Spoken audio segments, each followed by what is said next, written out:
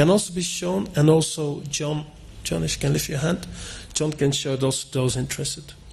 Accessible real-time texting for mobile in a Symbian environment has been provided already. So everything that I mentioned here, you can already download, you can try it out. And I will give the links later on. And then Tekla. Now Tekla is what you see here. I cannot show it there. Left at the bottom, it's an alternative entry method for text. Those that know about switches, so for example those that are bedridden, that want for example to dial a telephone number, they use specific switch mode with a grid whereby you scan, you click on a switch and you scan vertically and you click again.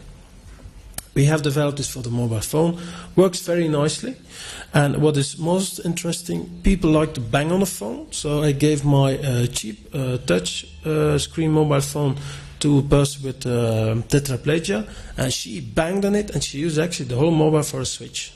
So far the screen is not broken. In the contact manager we also have included gestures. And that means that people, for example, instead of clicking on buttons and I don't know what, if they draw a heart, you see that one of the examples, they get to all their favorite contact people. We have tried this out with people with autism and learning difficulties, proved to be very, very helpful.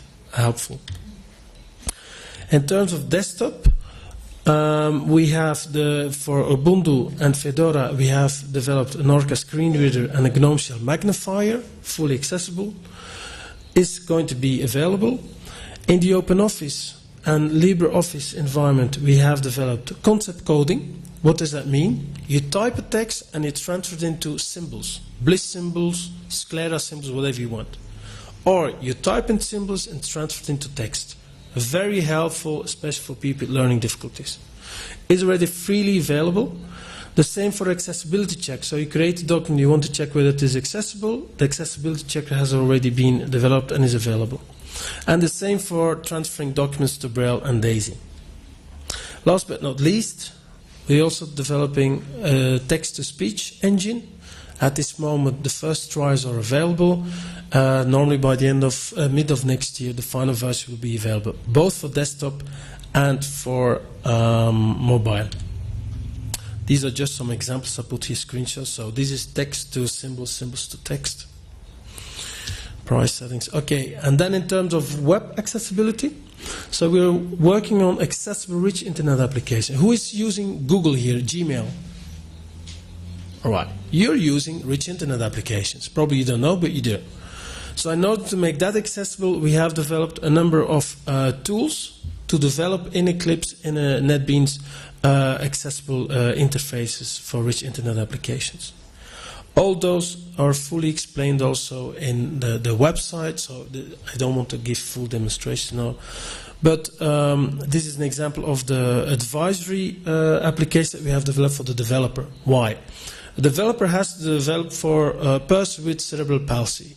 And I want to bet, if you ask that to the developer community, not even 1% will know what cerebral palsy is. So we have created a tool so that they can actually associate a specific disability with specific assistive technology needs and with specific description through persona. So for example here we give an explanation of who is a person, what's the age, what are the problems they face, etc. And then finally we also have personas. So what I go one slide back. So the lady there with the explanation what she does, what are her technical challenges, we have created 30 of them. So they are freely available, you can reuse them in whatever you do. Feel free to actually adapt them. Then we're also organizing pilots, so that's why I said you're always welcome to participate. At the moment we run them in Sweden, United Kingdom, Belgium and Spain, and I think in total we're talking many hundreds of end users. So I switch to that. For those that are interested, we're going to demo everything. People will be able to take it directly home with them on 28th, 30th November in 2011 in our final workshop and conference. It's free access, but I already tell you registration is basically full, but try nevertheless, maybe we'll have people that want or can't participate.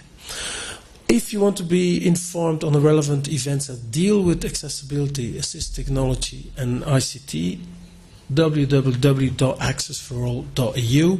we push everything we find there so that people can be easily updated. And these are our contact details, so you want to Twitter with us, you can find us. And if you want to contact me personally, my email is at the top. And that was it. Cristina, si puedes volver a la mesa.